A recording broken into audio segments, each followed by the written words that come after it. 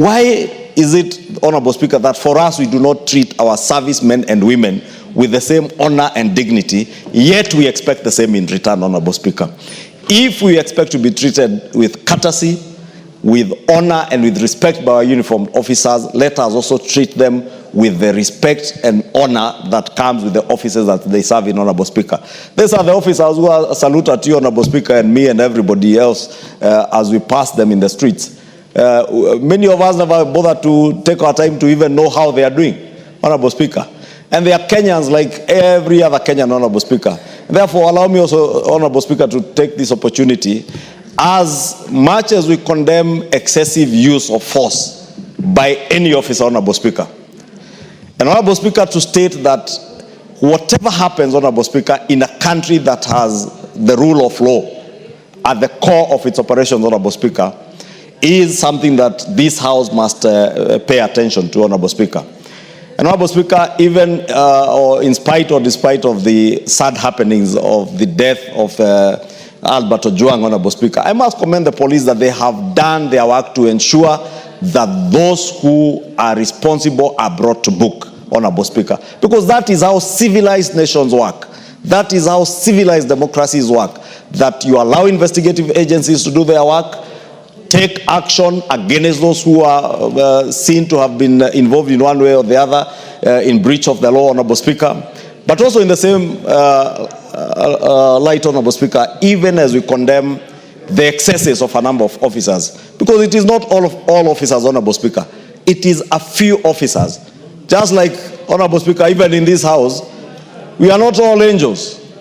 There are many of us who have our own shortcomings. And therefore, in every institution, Honorable Speaker, even within the police force, there are officers who will have excesses, and the law must be allowed to take its course, Honorable Speaker. But that must never be a justification that if an officer or two have exceeded the expectations of the public, Honorable Speaker, for us as members of the public to take the law into our hands, because that will be courting disaster and chaos in the country. I have seen activists in the streets, Honorable Speaker, touting policemen, an armed police officer, and you are touting them. I saw somebody, Honorable Speaker, the other day in Nakuru, brandishing a machete at an armed police officer, and I must take this opportunity, Honorable Speaker, to commend that officer in Nakuru who was being taunted with a panga. His life would have been at risk, or the lives of other Kenyans, but he maintained his cool. That is the kind of spirit we want to see, Honorable Speaker. But we must also speak to our people. We must also speak to the public that let us also treat our policemen and women with respect, with honor, and with the dignity that they deserve. Honorable Speaker, it is said, Honorable Speaker, that if you want to know the cost of education, try ignorance. If you want to know the cost of chaos, Honorable Speaker, allow, Honorable Speaker, everybody to roam the streets and do what they want, and withdraw the police from those streets any day. Whether they are people picketing, whether they are demonstrators, whether they are mobilized looters, like we have seen, Honorable Speaker, in the recent past, what we are seeing being described as demonstrations are organized groups of goons, Honorable Speaker. Yes. Organized groups of goons. And you know, shamelessly, I had a leader purport that even the cars that were burnt last week were nowhere in the register of vehicles at NTSA. And I want to dare the former deputy president. It is okay to go and incite people on vernacular radio, but you must have the decency to adduce evidence of every allegation and claim that you make. Otherwise, you continue to exhibit the sort of ignorance that you served with in office, even when you're out of office, Honorable Speaker. Kenyans witnessed those cars being burnt down. It only took me 5 minutes, Honorable Speaker, to be able to check. Just zoom in, look at the number plates, check for those number plates at NTSA, and you'll be able to see that these are cars, one of them belongs to a security company, Honorable Speaker. You saw the officers who are in the escort car. Those officers, mind you, Honorable Speaker, are allowed to use brutal force to protect what they are escorting. Because most of them, it's cash in transit. They do not know who are these who are stopping them in the streets when they are transiting with cash. But those officers, Honorable Speaker, if you saw the video clips, they fired in the air to scare the people who are blocking the van that had the valuables that they were transporting, and they were able to sail through. Unfortunately, the one that had unarmed officers, Honorable Speaker, ended up being torched. I'm saying this, Honorable Speaker, to appeal to members of the public. Let us not taunt our officers. Let us not throw our hands at them. Because I've seen people just brandishing their hands at officers, Honorable Speaker, and some restrain themselves. It's not every day you come across an officer who will be able to restrain themselves. Therefore, conduct ourselves, Honorable Speaker, in a dignified way. When we want to picket, when we want to protest, Honorable Speaker, we do it in a way that we are also not provoking these officers, that we are not provoking those who are running businesses in our towns, Honorable Speaker, because also this chaos comes with a huge cost to business people, especially those in the CBD who've had to lose their property last year, and as you can see, Honorable Speaker, this year. And Honorable Speaker, may I dare say, as I said here last week, you will find many of the people causing chaos and mobilizing chaos, Honorable Speaker, are not in pursuit of justice. Some have not even had the decency and the courtesy to even say pole to Mzee Ojwang and his family, the family of the young man from Homa Bay who is deceased. But they will want to use his name for politics, Honorable Speaker, and mobilize all manner of things, shenanigans that they want to, Honorable Speaker. Therefore, let me, Honorable Speaker, in conclusion, just say I support these names. As I said, despite there being only one man, Honorable Speaker, these are very able officers who will serve this commission, Honorable Speaker. And very important business to transact. Okay. Madam Speaker, it would be, Madam Speaker, it would be careless on my part if I don't say that I've just learned that actually the young man that I'm talking about, I'm being told, is again from Homa Bay and from Suba. Madam Speaker, that is why we must always stand on principle. Can you imagine if I was speaking here carelessly, saying how it is nice for police to kill people? But I've said the police need to restrain themselves without knowing that this is a person from Suba.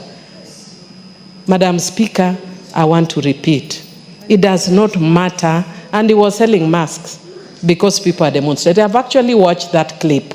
It is totally reckless and irresponsible what that police officer has done, and they are doing a disservice to this government, because when you make 5 steps forward or 10 steps forward, they take you 50 back. And we need to be moving forward as a country. We can't be moving back all the time.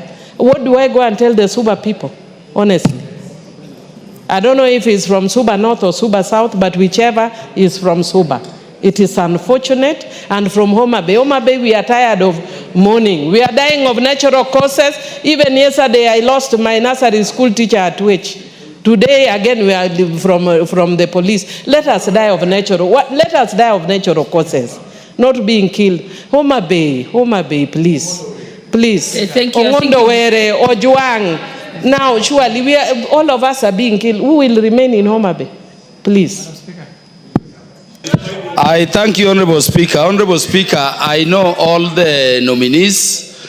I know Madam Paris Mudhoni Kimani, a lady who has risen from very humble beginnings and has served up to very high echelons of the security apparatus. I know Benjamin Emai, a person I've worked with in the security sector when I've been serving in this committee since 2013, a very capable man who would be able to serve in this important committee. Honorable Speaker, Madam Colette Suda was a sociology teacher at the University of Nairobi, a lecturer for very long, amazing lady who has served previously as a PS and a CAS, including in our education ministry. So I know them, Honorable Speaker. Honorable Speaker, the emphasis I wanted to make is that we have a team of nominees here, Honorable Speaker, who will stand for the functions and roles of the National Police Service Commission. This commission has 4 main roles under the Constitution, Honorable Speaker. Number one, this is the commission that deals with recruitment of police officers. This is the commission that deals with transfer of police officers. This is the commission that deals with promotion of police officers. People may not know, but this is the commission that deals with disciplinary control over processes of discipline of a police officer. So seeing their orientation and where they come from, Paris from the Kenya Police, Benjamin Imai from Administration Police, and of course Colette Suda from the public, and having been a sociology lecturer, this is a team, Honorable Speaker, that will do this. But Honorable Speaker, allow me only to emphasize one point, which has been spoken to by the majority leader. Honorable Speaker, we have the best Bill of Rights in this country. We have the best Bill of Rights. And I think we must allow our people to enjoy those provisions in our human rights and fundamental freedoms to the full. But Honorable Speaker, we need to begin reminding all Kenyans and even foreigners in the country, Honorable Speaker, that we can only enjoy those fundamental freedoms and human rights within the confines of the law, within the confines of the Constitution, and alive to the fact that ultimately we need a stable state. Honorable Speaker, I was very sad when I saw a video of a person now confirmed to be a foreigner wielding a panga at our police officers on the main street in Nakuru. And you know, he's wielding the panga, charging at the police officers who are armed, and he's sharpening the panga on the tarmac as he goes. I want to say, Honorable Speaker, that such an individual is lucky because of the richness of our Bill of Rights. In the country he comes from, which I hear is Uganda, I don't think he would have reached with that panga even on the streets. And so we must avoid situations where we overprovoke our police officers, because these police officers, Honorable Speaker, are going to the level where they are saying we may sit back and let people do as they will. That would be the birth of chaos. That would be the birth of anarchy. Honorable Speaker, on just the other day when we were dealing with the matter of budget here, I saw a young Kenyan lady, an activist who has been doing very, very well. A lady from Western, I know. These are over 6 police officers all armed to control demonstration. And I don't know whether the House and members watched that video. The girl just charged at police officer and went pulling the neck, pulling it. You don't do that. Soon thereafter, you watched the law and order sector in the United States. And I don't know, Honorable Speaker, you watched what that law and order officer was saying. You abuse our police officers, you will go to jail, but you pass through hospital. You spit on our police officers, you will go to jail, but you will pass through hospital, because our dogs, our beautiful dogs, will bite you.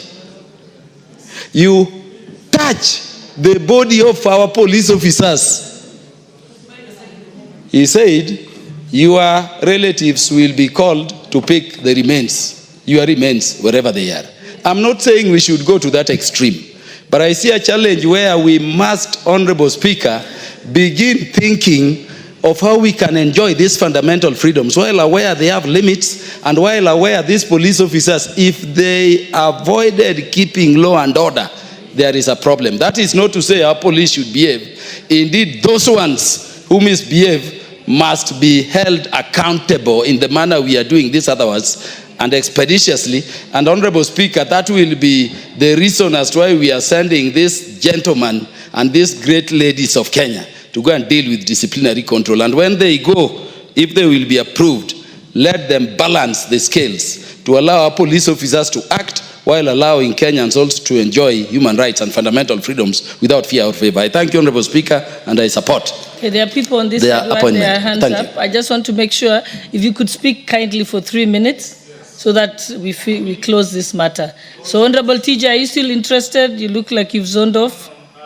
Honorable Member for Ndiwa, and then I'll come to you, Honorable Oundo, and I'll come to you. Thank you, Speaker. Madam Speaker, thank you so much. People who requested to actually contribute were I rise to support these nominees. Actually, one of them is from my constituency. Coletta Suda worked very well as a PS. So as much as we recommend their appointment, Madam Speaker, there is a problem in the police force that they must address. Police service, yes. I hope it will translate to that and be seen. This is one area we spend 1.3 billion every year. So these individuals have their job cut so that we can transform this into accountable, transparent, professional, and disciplined police service. Madam Speaker, today we were watching young people on the streets, the capital of Nairobi, with the rungus. This is a country that is well respected, and such scenes are not welcome. So as their job relates to recruitment, which we always have a problem with, I hope they will strengthen that. The issue of promotion. Madam Speaker, some police officers take years and years before they can be promoted. I hope they will address that squarely as well. The issue of discipline, transfers, but more so capacity building, that a police officer can know that the only document that guides them is the rule of law, not powers from above, not instructions from above. These are the capacities that we need to have our officers in. After saying that, Honorable Speaker, allow me also to join in supporting the report of the committee in their proposals to appoint the 3 Kenyans, Peris Mudhoni Kimani, Benjamin Juma Imani, and Professor Coletta A. Suda. Regardless the fact that the gender rule has not been complied with, but since our ladies have been very passionate about it, it's 1/3. Yeah, we will. So that meets it. 1 of 3 is 30%. Okay, fine. Let us not lose focus. Honorable Speaker, when we inaugurated the new constitution, it gave us a very elaborate Bill of Rights coming out of repressive regimes over the past year since independence. And at the center of any democracy is the law enforcement agencies. Honorable Speaker, our Kenyan police and our entire security system is a respected body all over the world. And every Kenyans expect them to uphold the rule of law, integrity, accountability, and respect to human rights. Honorable Speaker, as we stand here today, truth be told without even bias, the relationship between the Kenyan police service and the general public could be considered to be at the lowest ebb ever. Why, Honorable Speaker? 2 issues, Honorable Speaker, and on both sides. One, there is a general lack of motivation in the police force, a police service. Their level of empowerment, their level of welfare, their salary, their living conditions, their working conditions are deplorable and to the very best, not acceptable for a human person working. And the chair knows, many places, Honorable Speaker, at this time of age and era, there are no vehicles to transport policemen to go to work. At this particular time and era, many police stations, even those that have got police cars, do not have fuel allocation. They have to rely on members of public. You call a policeman to come and rescue, the first question they'll ask you, nitumie pesa kununua mafuta. We diminish their morale. Then, Honorable Speaker, the issue of mental health could also be combined with the working conditions. On the other side, Honorable Speaker, the police are trained to serve the people of Kenya. It's unacceptable for a policeman to brutalize a human being. It's unacceptable, Honorable Speaker, for a policeman to shoot and kill a harmless person. I saw it in my own eyes, Honorable Speaker, during the Sufuria Mandamano, the Ugali Mandamano. Honorable Speaker, we just pray the new service. The commissioners will truly make the service a service, not a brutal force to be used to settle political scores and to settle other unknown issues. The Honorable Ngongoya.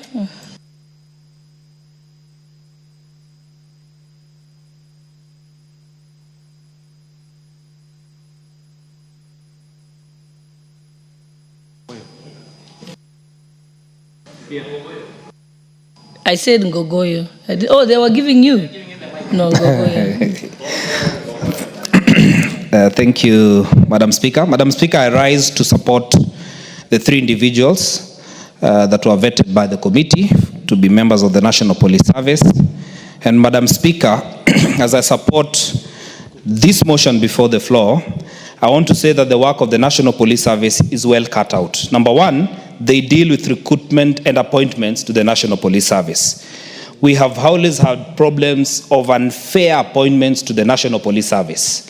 And Madam Speaker, in some regions, we have always had skewed recruitment of people to the National Police Service, and specifically the formula in which the National Police Service uses. One of the roles that this commission has is to develop fairer processes that can be used so that they can address the issue of inequality for people who want to serve in the National Police Service. They will also deal with promotions and confirmation of appointments. Madam Speaker, very importantly, they have a role for disciplinary control inside the National Police Service. We've had incidences, and like the latest of Ojwang, Madam Speaker, who has died in a police station.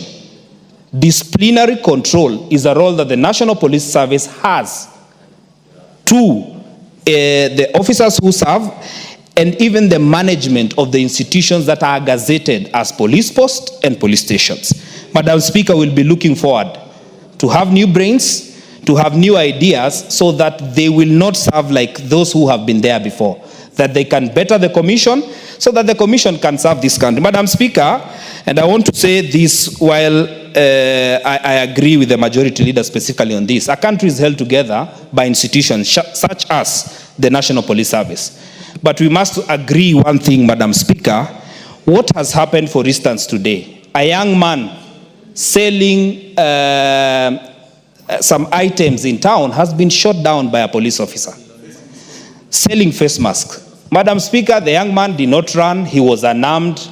It's just worrying. And one of the roles that the National Police Service has to do is to bring our country together. And the greatest threat now we have is when an institution or leadership loses touch with the people they lead. Where I come from, Madam Speaker, we rear cattle.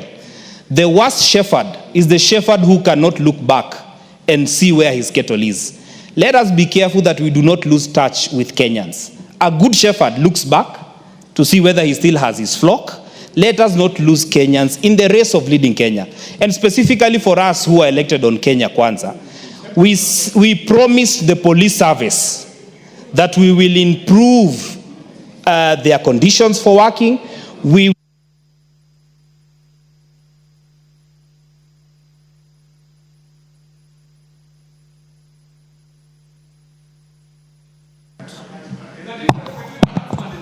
So I want to say, Madam Speaker, that as I conclude, the Kenya Kwanza administration promised three things. One, their remunerations, their conditions for working, and their benefits, majority of which have not been met up to date. The current National Police Service, as we approve them, and I agree, they are competent individuals with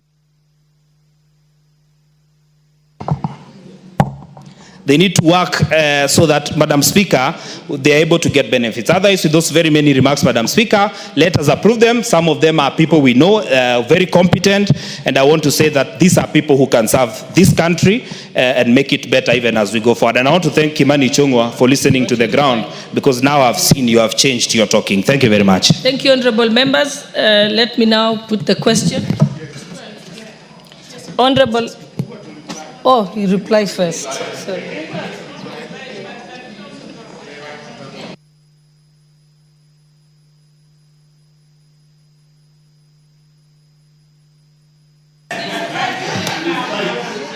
Thank you, Madam Speaker. I beg to reply, despite that no one of our great ladies in the House has supported, but I know they have already supported all of them.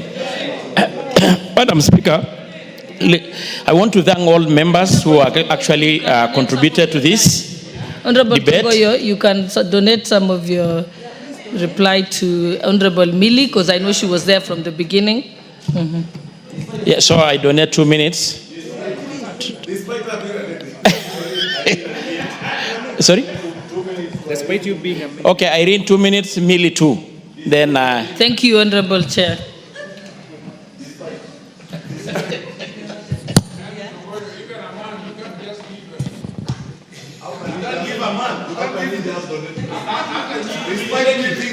Honorable Millie, please proceed. Thank you, Madam Speaker. You see how they trivialize women issues? Yes. Thank you, Madam Speaker, for giving me this opportunity because I am a lady. Not despite me being a lady, because I am a lady. And I want to say that, Madam Speaker, it is actually wonderful that you are sitting as a speaker. And in this commission that we are doing the appointment now, there are 2 women and 1 man. And let them feel what it is like. They are all complaining using words like despite. We can give you further English to use to complain, because as we've been complaining all our lives. But that aside, Madam Speaker, I support. Of course, it would have been, I know the one of them, Honorable, Madam Colette. And I know the issue of her age as a reason, and I wish we had brought in somebody younger, but she still has competence, because we cannot also do away with our people who are older. We will also one day be all 70, Madam Speaker. But having said that, Madam Speaker, I think members have spoken to this, but I'll also just say that yes, we need to respect our police, but our police need to restrain themselves as well. Just now, a young man has been shot dead. It is very unfortunate, because the police have a higher duty of care, just the way we as members of parliament. We are abused daily, we are even attacked physically, but we restrain ourselves. When you are given to him who much is given, much is expected. So even if the public goes against you, please restrain yourself. I support. Honorable Mayaka. Thank you, Honorable Speaker. Honorable Speaker, I also stand to support these particular nominees. And Honorable Speaker, it is actually very refreshing that this time round we have the 2/3 gender favoring the female gender. It's a very refreshing thing, Honorable Speaker, but we believe in the competence of these 3 nominees. And Honorable Speaker, it is the role of the National Police Service Commission to ensure that our police are upholding the highest standards, especially in discipline. It is just to also join my colleagues in actually condemning the fact that we had a young man shot today because he was selling mass, he was not armed. And we'd just like to urge our police, Honorable Speaker, to exercise restraint. It is very important for them to do that, Honorable Speaker, and we are here to support and ensure that they are actually getting the best people to help them to be able to strive to the highest excellence of discipline. With those few remarks, Honorable Speaker, I do support. I thank you. Honorable Tangoyo, close, Chair. Thank you, Madam Speaker. I want really to appreciate all members in this House who had actually contributed to this motion and supported. Madam Speaker, as I said earlier, the 3 nominees that we are approving this evening to join the National Police Service, I've got a lot of confidence in them. There are people who have demonstrated already high level of competence. And Madam Speaker, I know their work is well cut off. The recruitment is just around the corner. And yes, Honorable Millie, what's your point of order?